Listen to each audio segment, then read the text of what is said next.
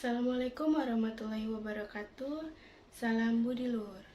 Perkenalkan, saya Lydia Yunestanti dari Fakultas Ekonomi dan Bisnis, Prodi Manajemen Sumber Daya Manusia dengan NIM 19315111420.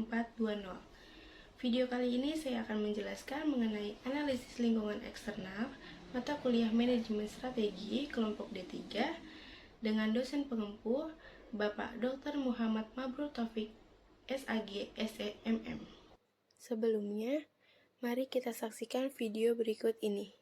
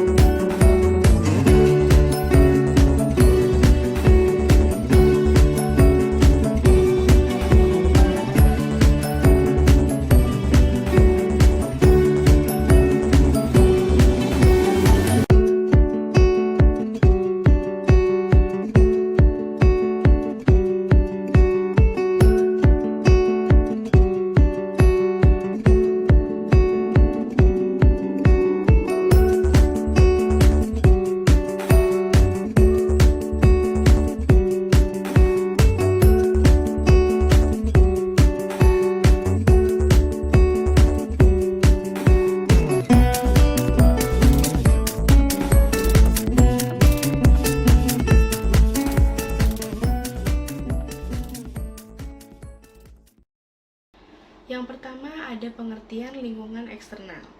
Lingkungan eksternal adalah suatu faktor-faktor yang mempengaruhi pilihan arah suatu perusahaan.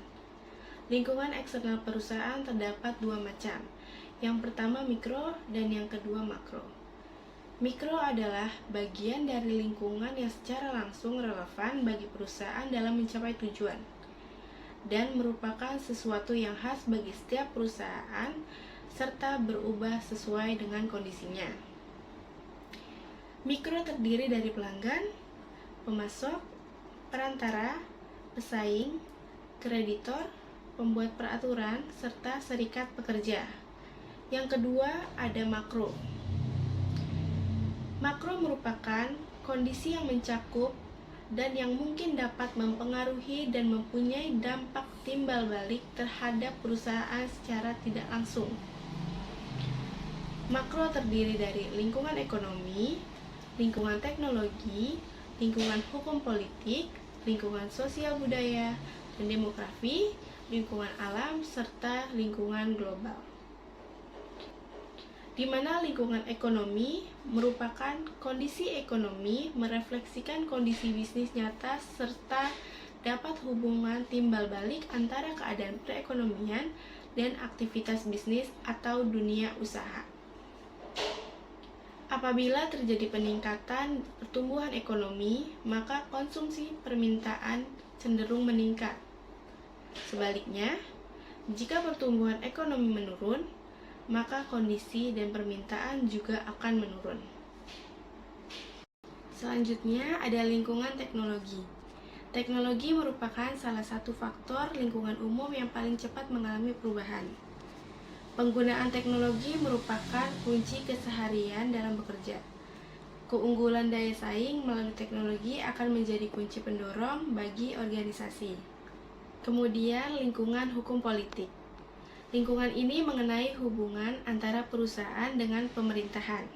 Kestabilan politik dan kebijakan pemerintah yang sesuai dapat menciptakan suasana kondusif untuk mengembangkan aktivitas organisasi. Selanjutnya, lingkungan sosial budaya dan demokrasi. Pilihan dan selera pelanggan sangat bervariasi dalam negara yang sama dan dapat berubah-ubah sepanjang waktu.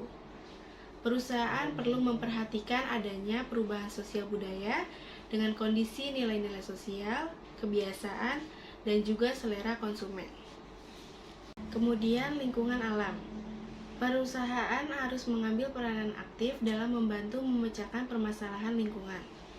Terjadinya kelangkaan pasokan bahan bakar, listrik, gangguan pada pasokan pangan, dan bencana alam dapat mengganggu kegiatan bisnis secara signifikan. Yang terakhir, lingkungan global. Lingkungan global adalah lingkungan yang mencakup secara internasional. Perusahaan dalam negeri semakin ditantang dengan meningkatnya jumlah pesaing sebagai dampak dari adanya pasar global. Demikian penjelasan yang dapat saya sampaikan. Kurang lebihnya mohon maaf. Assalamualaikum warahmatullahi wabarakatuh.